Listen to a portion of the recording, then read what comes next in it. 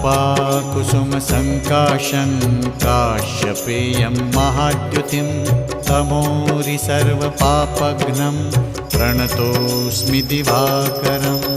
ॐ ह्रां ह्रीं ह्रौं सः सूर्याय नमः।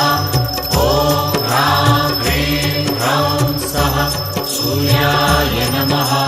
जपाकुसुमसङ्काशं काश्यपेयं महाद्युतिं तमोरि सर्वपापघ्नं प्रणतोऽस्मि दिवाकरम्।